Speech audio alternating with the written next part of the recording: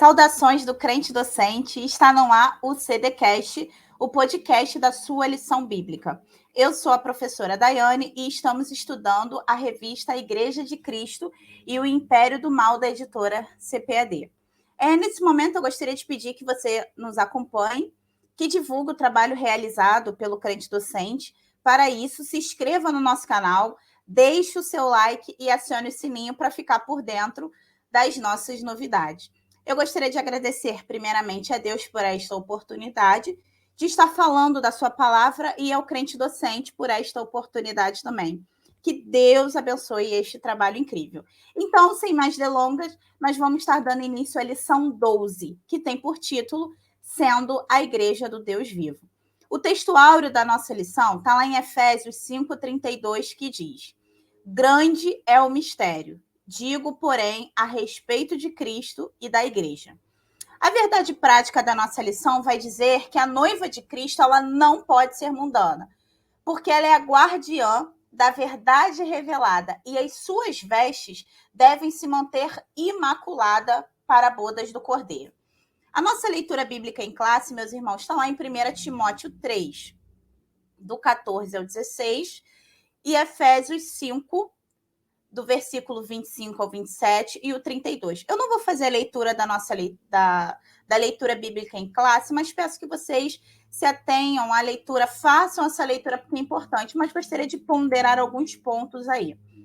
O resumo de 1 Timóteo 3, quando nós vamos estudar o capítulo 3 de 1 Timóteo, nós vemos que o apóstolo Paulo ele está instruindo Timóteo sobre a qualificação, sobre as qualificações dos titulares de cargos dentro da igreja. Paulo ele vai advertir contra vícios que impediriam o funcionamento da igreja. Então, nós vamos ver um total de 9 requisitos positivos que Paulo vai falar e 5 negativos. Paulo ali ele está dando uma orientação, uma instrução acerca do bispo, do diácono e das esposas de diácono. Nós vamos ver que ao ler, o capítulo 3 dessa carta que Paulo escreve a Timóteo, o objetivo de Paulo é que Timóteo ele entenda como os portadores de cargo e suas esposas eles devem funcionar. E também como os membros individuais eles devem se comportar na Igreja de Cristo. Que eles devem reconhecer a santidade e o chamado para ser um portador padrão da verdade deste mundo. Nós vamos ver lá no verso 14 a 16... especificamente o verso 15, vai falar assim a palavra do Senhor. 1 Timóteo 3,15. Mas, se tardar para que saibais como convém andar na casa de Deus, que é a igreja do Deus vivo, a coluna da firmeza e da verdade. Nós vamos ver, meus irmãos, que a igreja ela é chamada para ser o pilar e o fundamento da verdade. Esse é o papel da igreja. É o chamado da igreja para expor a verdade e confessá-la livremente, contra todo engano e contra a heresia. Esse é o papel da igreja que Paulo está falando. E no verso 16, ainda do capítulo 3, ele vai dizer assim: E, sem dúvida alguma, grande é o mistério da piedade. Aquele que se manifestou em carne foi justificado em espírito, visto dos anjos, pregado aos gentios, crido no mundo e recebido acima na glória. Nós vemos que essa confissão ela vai resumir a verdade e retrata sucintamente para o mundo e para todos os homens saberem. Nós vamos ver que Cristo ele foi justificado no Espírito. Isso também pode ser traduzido como justificado pelo Espírito, significando que pelo poder divino do Espírito Santo, Cristo ele ressuscitou dos mortos.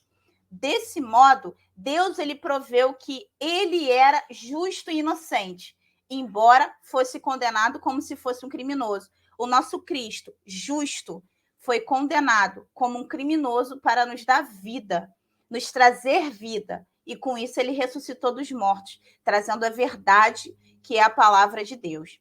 E antes de nós adentrarmos propriamente a lição, pode parecer até uma coisa meio óbvia, mas eu gostaria de trazer um pouco sobre o significado, sobre o que é igreja. Nós vamos ver que muitas das vezes a gente fala sobre igreja, a união da igreja, mas são conceitos básicos, mas importantes para a compreensão perfeita dessa lição. Nós vamos ver que a igreja, ela é a união de todos aqueles que foram chamados por Deus, os quais, pela ação do Espírito Santo, creem que Jesus é o Filho unigênito de Deus, enviado ao mundo para nos redimir dos nossos pecados. Então, é por isso que a igreja, ela é definida como o quê? O corpo de Cristo. E Paulo mesmo vai instruir a igreja lá em Efésios falando acerca desse assunto. Mas o que significa a palavra igreja? Nós vamos ver que a palavra igreja, ela traduz o latim eclésia, que por sua vez vem do grego eclésia, que basicamente significa assembleia pública, ou algo como a reunião dos que foram chamados. É muito comum nós escutarmos que igreja significa chamados para fora. Isso acontece porque o termo grego original é formado por uma combinação de duas palavras que significam chamar e fora. Nós vamos ver que os escritores neotestamentários, eles empregam o grego eclésia, no sentido de reunião de pessoas, ajuntamento ou ainda assembleia. No Antigo Testamento, os autores bíblicos, eles utilizam o hebraico kerral, que significa multidão humana reunida, para designar a Assembleia de Deus. Isso aí a gente vai ver lá em Deuteronômio 10:4. Já na Septuaginta, esse mesmo termo geralmente é traduzido pelo grego eclésia mesmo. Mesmo no Novo Testamento, por 2 vezes, o termo eclésia é utilizado para se reunir, para se referir à Assembleia dos Israelitas, que é o que a gente vai ver lá em Atos 7:38 e Hebreus 2:12. Mas em todas as outras ocorrências, a eclésia designa a igreja cristã, tanto no sentido da sua pluralidade nas comunidades locais, quanto no seu aspecto universal, o que vai destacar, meus irmãos, a sua unidade, ou seja, só há uma única igreja, um só Senhor, uma só fé, um só Espírito. Eclésia, igreja, é a união dos santos reunidos. E agora, na introdução da nossa lição, nós vamos falar um pouco sobre o efeito do mundanismo. Nós vamos ver que os efeitos do mundanismo, eles são percebidos quando a igreja ela deixa de ser pautada pelos valores da fé cristã. Infelizmente, a igreja ela não está imune de influências nocivas da sociedade. Nessa lição, nós vamos abordar a natureza da igreja, seu relacionamento com Cristo e as armas que impedem a mundanização da igreja local. A nossa proposta aqui é chamar a sua atenção para o papel da igreja do Deus vivo, como coluna da firmeza e da verdade. Até porque nós sabemos que o efeito do mundanismo hoje, ele tem entrado dentro das igrejas. É lamentável, mas é algo que tem ocorrido. E nós, como igreja, lavados e remidos no sangue do Cordeiro, que ansiamos e aguardamos a volta do nosso Cristo, nós precisamos nos manter como igreja santificada na presença do Senhor. Não podemos permitir que esse mundanismo ele invada a igreja. Nós, como servos do Senhor, chamados e escolhidos para fazer a vontade do Senhor, nós temos um papel fundamental, é de levar e propagar a verdade de Cristo, que é a palavra de Deus. Amém? O tópico 1 da nossa lição vai falar sobre a natureza da igreja do Deus vivo, a casa do Deus vivo. Paulo ele vai orientar Timóteo como andar na casa de Deus, que é a igreja do Deus vivo, que é o que a gente vê lá em 1 Timóteo 3. Paulo ele vai trazer orientações de como organizar a casa do Senhor.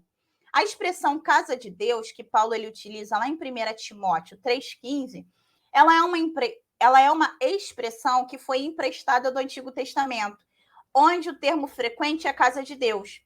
O uso original da expressão, ela refere-se ao templo, mas o complemento, que é a igreja do Deus vivo, que é o que Paulo vai falar, inclui o conjunto de membros da igreja. O apóstolo Paulo, quando nós vamos estudar as suas cartas, nós vamos ver que Paulo ele ainda vai utilizar outros vocábulos, além da igreja do Deus vivo.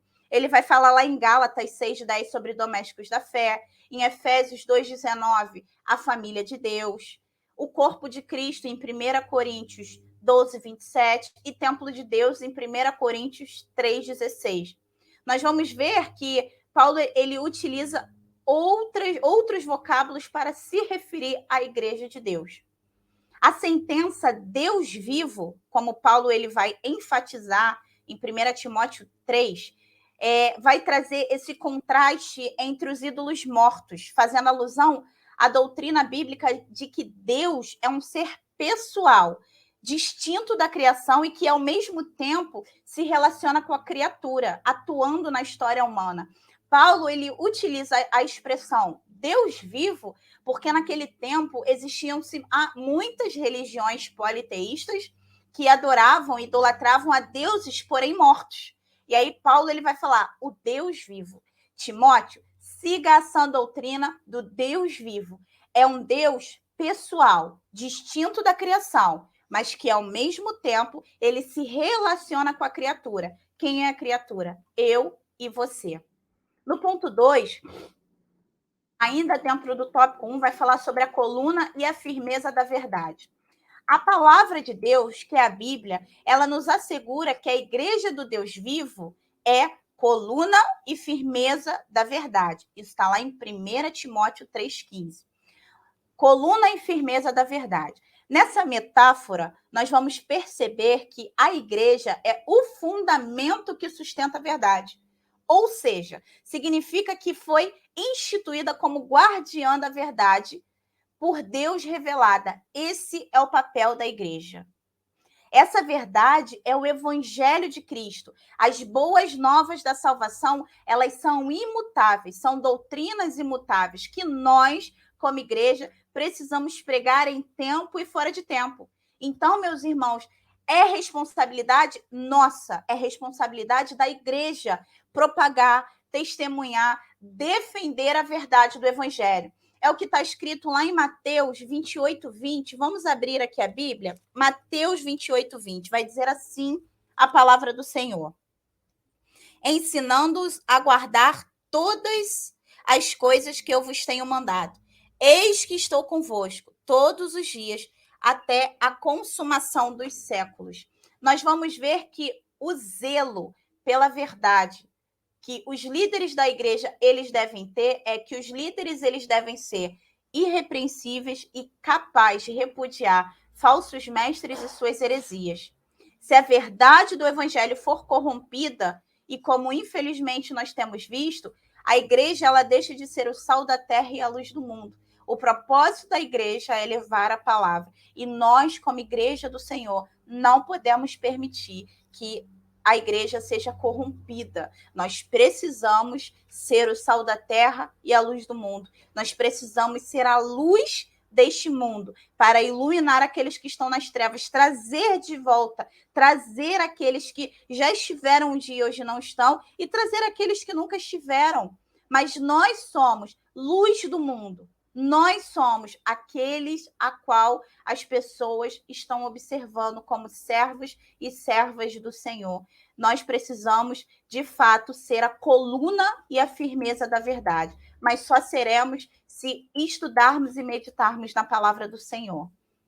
O mistério da piedade é o ponto 3 dentro do tópico 1. A verdade do evangelho, ela é personificada em Cristo.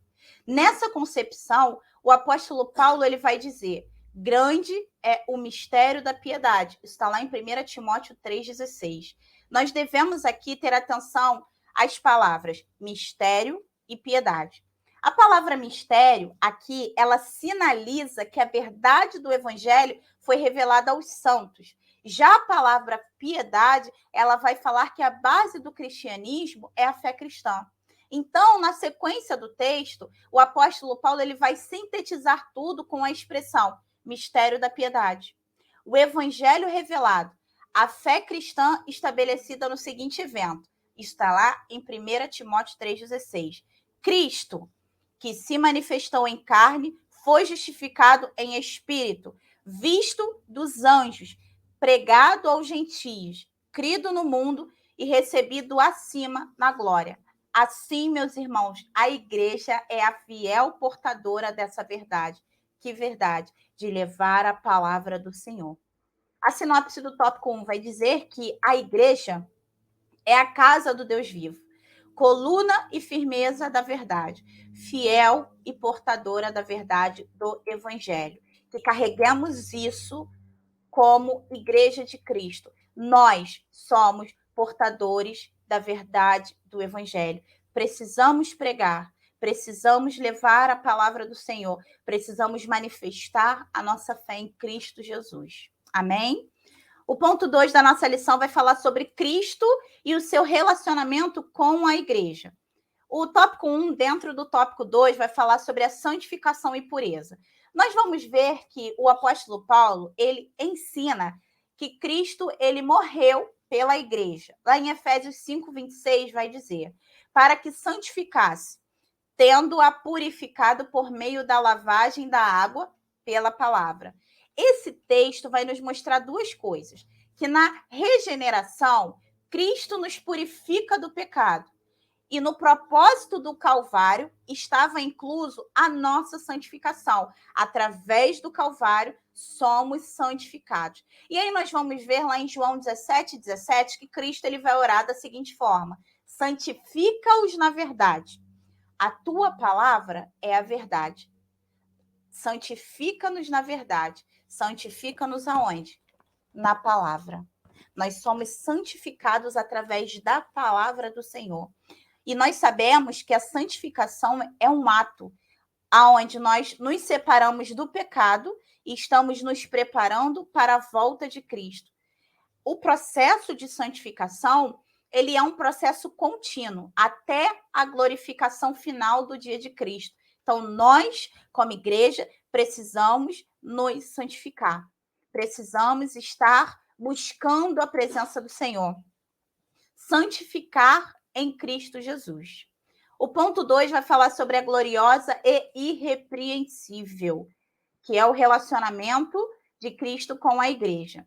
A santificação, ela tem como alvo principal preparar uma igreja gloriosa, sem mácula nem ruga, nem coisa semelhante, mas santa e irrepreensível. Está lá em Efésios 5:27.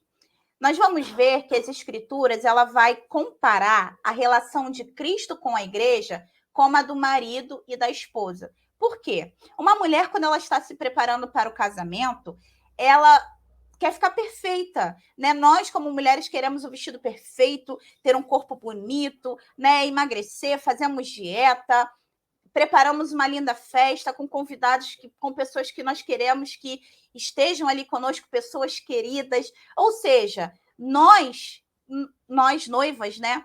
Nós idealizamos um dia perfeito. E assim, a igreja é a noiva de Cristo que se prepara para a festa nupcial. A igreja ela deve se preparar, ansiando por este dia que também será perfeito. Só que não pela estética, né? Porque a noiva, ela observa muito bem a estética. Ela olha a estética da festa, do corpo, do vestido, do buquê, do bolo, do salgadinho. Mas nós, como igreja, nós precisamos nos preparar. Mas essa preparação é espiritual. Buscando, orando, se santificando, jejuando, aprendendo das coisas do Senhor. E durante esse período de espera, meus irmãos, por meio do Espírito Santo, Cristo ele vai nos santificando. Por que Cristo nos santifica? Para que nós possamos nos apresentar a Ele de forma pura e imaculada. E nós vamos ver que a ausência de mácula e de ruga significa sem mancha alguma de ordem moral ou espiritual. É uma igreja que se preparou, vestida nesse grau de pureza. Somente a igreja santa e imaculada terá acesso à ceia das bodas do Cordeiro. Será um momento lindo, será um momento especial que nós, como igreja, devemos ansiar de todo o nosso coração, nos assentar nas bodas do Cordeiro, como está lá em Apocalipse 19, sentar com o nosso Cristo, sentar com o nosso Deus e participar dessa mesa, dessa ceia, Porque qual é o nosso principal alvo? Qual é o nosso principal objetivo? A vida eterna. Ter acesso ao nosso Pai, estar com Cristo na glória. Esse é o nosso principal objetivo como igreja do Senhor. É errado ansiarmos por coisas aqui na terra? Não. Mas nós precisamos nos preocupar com as coisas do alto. Precisamos nos preparar para quando Cristo vier buscar a sua igreja. E nós vamos ver que Cristo advertiu ele não ser responsável por aqueles que não vão entrar nas bodas do Cordeiro. Ou seja, isso é algo que cabe a nós, como igreja. Eu estou me preparando para as bodas do Cordeiro? Ou acho que é algo que ainda vai demorar? Nós não podemos ter esse pensamento. Devemos nos preparar dia após dia para as bodas do Cordeiro. Precisamos ansiar pelas bodas do Cordeiro. Amém? A sinopse do tópico 2 vai falar: a santificação, a pureza e o caráter irrepreensível da igreja se destacam no relacionamento de Cristo com ela. As armas da igreja do Deus vivo é o último tópico da nossa lição. O zelo pela verdade. Enfatizamos que a verdade bíblica ela é imutável e ela é absoluta. Ou seja, o Evangelho de Cristo, meus irmãos, é a única verdade. Nós vamos ver que nada muda, que nada altera a palavra do nosso Deus. E é por isso que os salvos em Cristo, eles são dispenseiros da mensagem da redenção. Eu, você, somos dispenseiros da mensagem da redenção. E para ilustrar essa responsabilidade, nós devemos levar em conta o uso que Jesus fez de algumas parábolas para falar sobre essa questão de como estamos nos preparando para a volta dele. Então, Jesus, por exemplo, ele fala sobre, lá na parábola dos 2 servos, a parábola dos talentos, a parábola do servo vigilante, a parábola do mordomo infiel, a parábola das 10 minas. Todas essas parábolas, elas trazem a imagem da responsabilidade que cada salvo deve ter enquanto espera o Senhor voltar. Como que nós estamos nos preparando para a volta de Cristo? Nós vamos ver que esse é um compromisso inegociável, pois espera-se que o salvo ele cumpra o dever com irrestrita lealdade. Nós não podemos negociar, nós não podemos vender, nós não podemos trocar a nossa salvação por nada. A igreja do Senhor, nós como igreja, nós devemos zelar pela verdade nas escrituras. Nós devemos viver e propagar a mensagem bíblica com fidelidade. E é como está lá em Apocalipse, ao que vencer. Ao que vencer. Então, ao que vencer, terá tesouros no céu. Ao que vencer, que nós possamos ser, eu e você, vencedores, que vão se assentar na mesa e ceada com a bodas do Cordeiro. Amém? O ensino da verdade. Deus constituiu líderes para o aperfeiçoamento e edificação da igreja. Então, o líder, ele deve estar apto a ensinar. Isso aí Paulo vai falar lá em 1 Timóteo 3:2. Isso vai se referir à capacidade de compreender as escrituras, defender a ortodoxia e refutar as heresias. Como que um líder ele pode estar apto a ensinar se ele não senta para aprender? Como que um professor ele pode estar apto a ensinar se ele não senta para aprender? Então, nós precisamos aprender. Aprender aonde? Nas escrituras, com pessoas levantadas pelo Senhor que têm o dom de ensinar. Nós que ensinamos, precisamos também sentar, e é de suma importância nós sentarmos para aprender. Eu tive um professor que ele dizia, e foi uma frase que eu guardei: nós nascemos para aprender e morremos sem saber.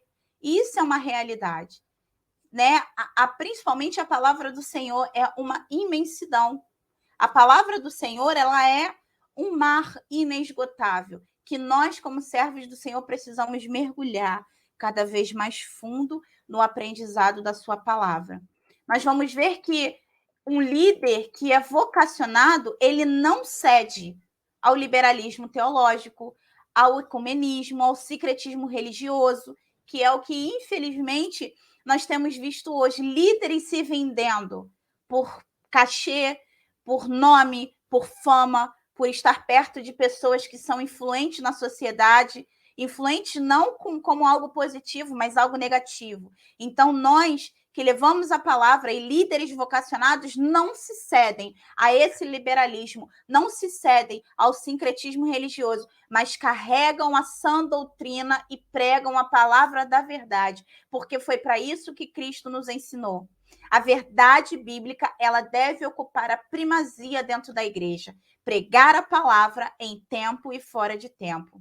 E aí nós vamos ver que um fato curioso é que na tese 54 de Lutero, ele ensinou que nós ofendemos a palavra de Deus quando no sermão não há tempo para o estudo da Bíblia. Ou seja, quando a exposição da Bíblia não é o cerne da pregação.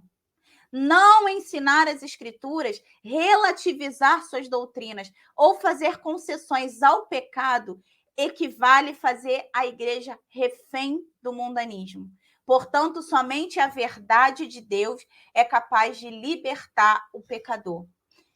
A sinopse do tópico 3 vai dizer: zelo e ensino pela verdade são duas das principais armas da Igreja do Deus Vivo. E eu gostaria de trazer também, como arma da Igreja do Deus Vivo, quando nós vamos ver Efésios 6, a partir do verso 10, que também é uma arma da Igreja do Deus Vivo, além do jejum, além da oração. E vai dizer assim a palavra do Senhor: no demais, irmãos meus, fortalecei-vos no Senhor e na força do seu poder.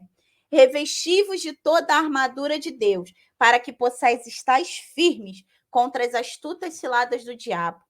Porque não temos que lutar contra carne e sangue, mas sim contra os principados, contra as potestades e contra os príncipes das trevas deste século, contra as hostes espirituais da maldade nos lugares celestiais.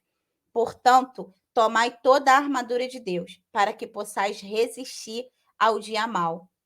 E havendo feito tudo isso, ficai firmes. E aí Paulo ele vai falar sobre as armaduras espirituais, cingir com o lombo com a verdade, a couraça da justiça, o evangelho da paz, o escudo da fé, o capacete da salvação e a palavra de Deus. E no verso 18 ele vai falar: orando em todo o tempo, com toda oração e súplica do Espírito Santo, e vigiando nisso, com toda perseverança e súplica. Essa é a palavra de Deus. E a conclusão vai dizer que, diante dos ataques da desconstrução da fé, a Igreja do Deus Vivo ela precisa estar vigilante. Nós, como igreja, somos guardiães da única verdade que liberta. A mensagem da cruz ela não pode ser ressignificada. Cristo morreu e ressuscitou por amor à igreja e requer uma igreja pura, santa e irrepreensível. Portanto, meus irmãos, nós, como noiva de Cristo, não podemos macular as nossas vestes. O nosso papel abarca o ensino e a defesa, com todo o zelo da integridade da verdade revelada. Não podemos ressignificar a mensagem da cruz, como tem pessoas aí pregando que a Bíblia deve ser atualizada. Não, a Bíblia é atualizada porque ela é a própria palavra do Senhor. Amém? Eu gostaria de agradecer aos ouvintes que estiveram comigo aqui até o final. Muito obrigada pela atenção de vocês, que o Espírito do Senhor venha nos encher de sabedoria e graça, que nós possamos mergulhar ainda mais no entendimento e compreensão da palavra do Senhor. E eu gostaria de te convidar para seguir o Crente Docente lá no Instagram, @Crente Docente, no Facebook, pelo endereço facebook.com/Crente Docente, e ative aqui as notificações do canal do YouTube, para que toda vez que seja lançado um vídeo novo, você seja notificado. Amém? Que Deus te abençoe, que Deus abençoe sua vida, que Deus abençoe sua casa.